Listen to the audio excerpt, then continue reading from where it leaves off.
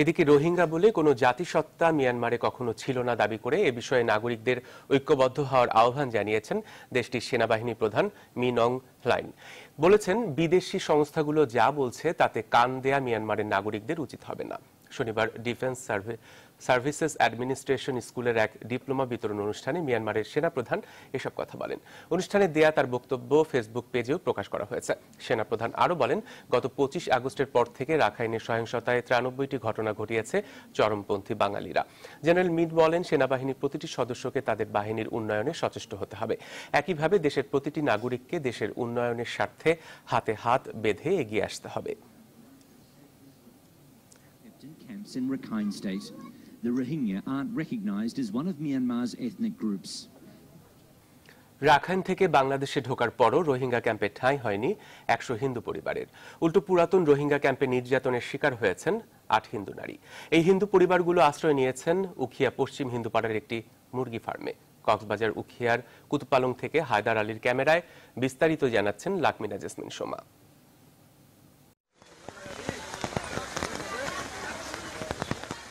কুতুপালংয়ের পশ্চিম হিন্দুপাড়া মিয়ানমারের সহিংসতার শিকার হয়ে সেখানে আশ্রয় নিয়েছে প্রায় 100টি হিন্দু পরিবার।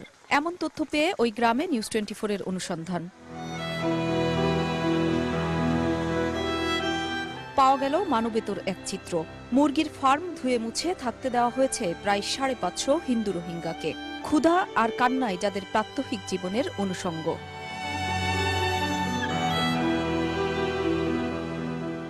ভিন্ন পোশাকে কালো মুখোশধারী কিছু জঙ্গি সন্ত্রাসী এখানকার বেশিরভাগ নারী রোহিঙ্গার স্বামী কিংবা ভাইকে মেরে ফেলেছে।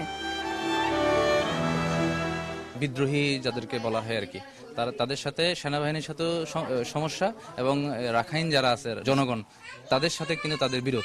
এই সমস্ত হিন্দু সম্প্রদায়ের যারা আছে রোহিঙ্গা তাদেরকে কিন্তু বিতাড়িত করতেছে এবং বিভিন্নভাবে অত্যাচার করতেছে। তাদের আত্মীয় স্বজন যারা আছে তাদের সবাইকে কেটে ফেলতেছে, গুলি করতেছে। বাংলাদেশে ঢুকে বাংলাদেশ সরকারের বরাদ্দকৃত রোহিঙ্গা শিবিরেও জায়গা হয়নি এই হিন্দু পরিবারগুলোর। কিন্তু কেন? সেই প্রশ্নের উত্তর খুঁজতে গিয়ে পাওয়া গেল আরো ভয়ঙ্কর তথ্য। কুতুপালংয়ের পুরাতন রোহিঙ্গা ক্যাম্পে জিম্মি করে নির্যাতন করা হয়েছে এখানকার 8 রোহিঙ্গা নারীকে। হিন্দু রোহিঙ্গাদের নিজের মুরগির ফার্মে থাকতে দেওয়ার পাশাপাশি ভীত সন্ত্রস্ত ওই 8 নারীকে উদ্ধার করে নিজ বাড়িতে ঠাঁই দিয়েছে স্থানীয় এই যুবক। এই রোহিঙ্গাদের মানসিক অবস্থাটা ডেকে মনে হচ্ছে ওরা খুনি ভাব, এদেরকে এক্ষুনি হত্যা করবে। এদের দুজনকে নিয়ে আমি ওই বাসায় গিয়ে এদেরকে নিয়ে আসতে, পুলিশ প্রশাসন আসে, দেখে যায়, চলে যায়, কিন্তু এদের নিরাপত্তা এখনো স্থাপন করা হয় নাই। কথা হয় নির্যাতিত ওই 8 নারীর সাথে। জানান, পুরাতন রোহিঙ্গা ক্যাম্পের একটি ঘরে আটকে রেখে জোর করে ধর্মান্তরিত করা সহ নানা ধরনের নির্যাতন করা হয়েছে তাদের।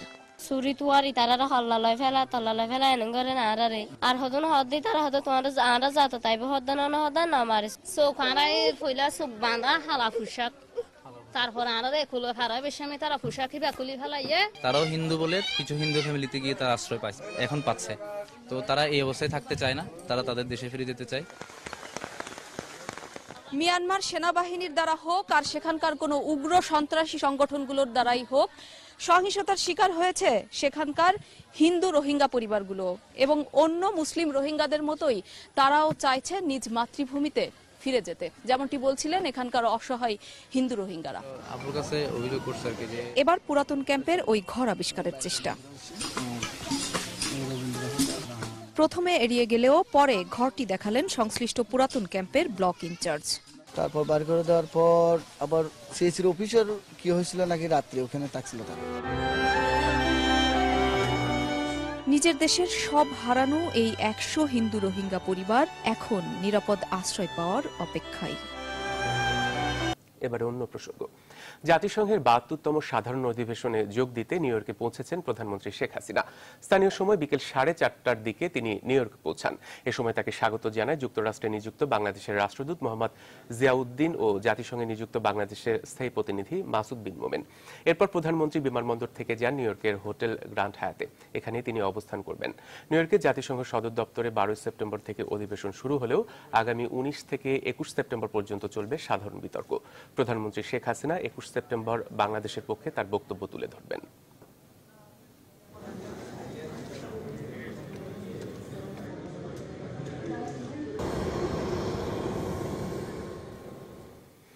আবারও রোহিঙ্গা প্রসঙ্গ। রোহিঙ্গাদের তাদের দেশে ফিরিয়ে নেওয়া সম্ভব বলে মনে করেন স্বাস্থ্যমন্ত্রী মোহাম্মদ নাসিম। রবিবার দুপুরে রাজধানীর একটি হোটেলে ওয়ান হেলথ বাংলাদেশ নামের দুদিনের এক সম্মেলনের উদ্বোধনী অনুষ্ঠানে তিনি একথা বলেন। হাসিনা মাননীয় প্রধানমন্ত্রী লক্ষ লক্ষ মানুষকে যেভাবে আশ্রয় দিয়েছেন, like a mother, like a sister, তিনি এদেরকে আশ্রয় দিয়েছেন। সবাইকে এগিয়ে আসতে হবে, চাপ দিতে হবে। খাদ্য দিয়ে আশ্রয় দিয়ে এদের রাখা যাবে না। It is a horrible thing. এটা অত্যন্ত বিপর্যস্ত অবস্থা। আমরা ইনশাআল্লাহ একদিন ফেরত পাঠাতে পারবো, ইনশাআল্লাহ তাদের দেশে, তাদের নিজ বাংলাদেশে ফেরত পাঠাতে পারবো। রোহিঙ্গা ইস্যুতে বিভক্তি চায় না বিএনপি, ঐক্যবদ্ধভাবে এই সংকট মোকাবেলায় এগোতে চায় দলটি। রবিবার নয়াপল্টনে বিএনপির কেন্দ্রীয় কার্যালয়ের সংবাদ সম্মেলনে এসব কথা জানিয়েছেন দলটির শীর্ষ নেতারা। তৌহিদ শান্তির প্রতিবেদন। রোহিঙ্গা ইস্যুতে নিজেদের অবস্থান জানাতে এই সংবাদ সম্মেলনের আয়োজন করে বিএনপি। কূটনৈতিক তৎপরতা জোরদারের পাশাপাশি এই সংকট মোকাবেলায় জাতীয় ঐক্য প্রতিষ্ঠার তাগিদ দেন বিএনপি মহাসচিব।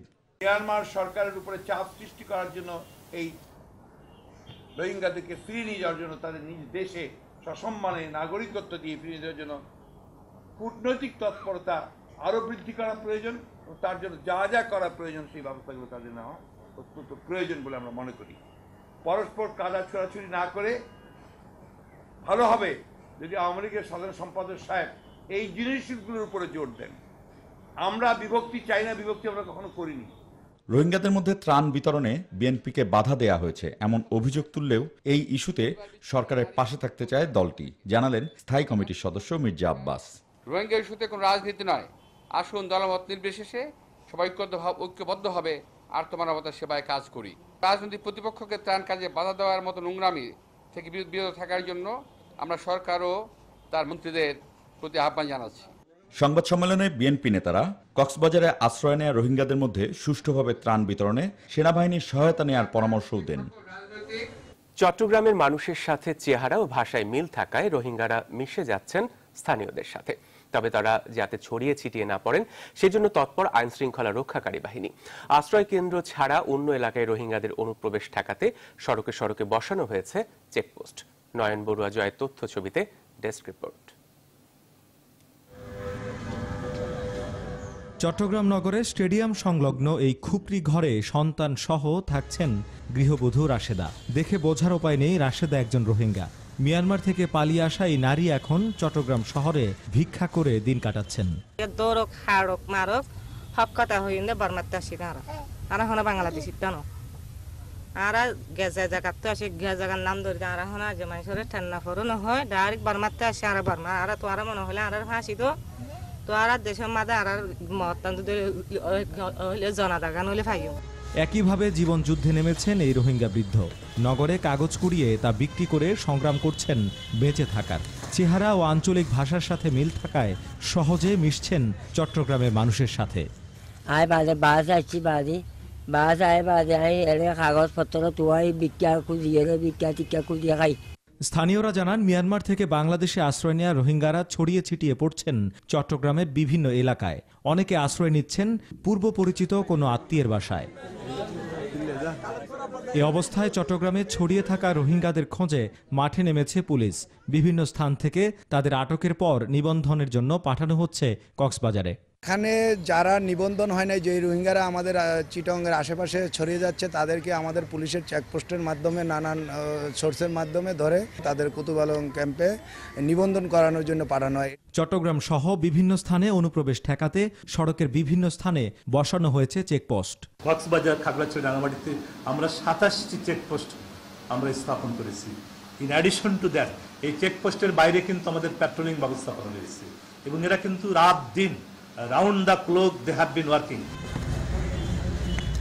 চট্টগ্রামের পটিয়া, বাঁশখালী সহ বিভিন্ন স্থানে ছড়িয়ে পড়েছে কমপক্ষে 10,000-এর বেশি রোহিঙ্গা। বাজার নিয়ন্ত্রণে সরকারিভাবে শুরু হয়েছে খোলা বাজারে চাল বিক্রি। তবে আগের 15 টাকার বদলে দ্বিগুণ 30 টাকায় বিক্রি করা হচ্ছে এই চাল। ট্রেডিং কর্পোরেশন বাংলাদেশ টিসিবি ছাড়াও বিভিন্ন ডিলারের মাধ্যমে চলছে এই কার্যক্রম। একজন সর্বোচ্চ 5 কেজি করে চাল কিনতে পারবেন। রবিবার সকাল থেকে রাজধানীর বিভিন্ন স্থানে শতাধিক ট্রাকে করে শুরু হয় খোলা বাজারে চাল বিক্রি। তবে সিদ্ধ চাল পেলেও আতপ চাল চাহিদা অনুযায়ী না পাওয়ার অভিযোগ করেছেন ক্রেতারা। এদিকে দুপুর থেকে চট্টগ্রামেও ওএমএস এর চাল বিক্রি শুরু করেছে খাদ্য নিয়ন্ত্রণ অধিদপ্তর। এদিকে চাল মজুতকারীদের বিরুদ্ধে ব্যবস্থা নেওয়ার অংশ হিসেবে কুষ্টিয়ার বিভিন্ন স্থানে অভিযান চালিয়েছে বাণিজ্য মন্ত্রণালয় গঠিত টাস্ক ফোর্স। অভিযান অব্যাহত থাকবে বলেও জানান কর্মকর্তারা। মন্ত্রণালয় থেকে এই মনিটরিং টিম আমাদের কি কাজ করছে, আমরা জেলা প্রশাসন সহ জেলা পর্যায়ের আমাদের যারা সংশ্লিষ্ট রয়েছে এই ক্ষেত্রে তারা যোগাযোগ করছেন।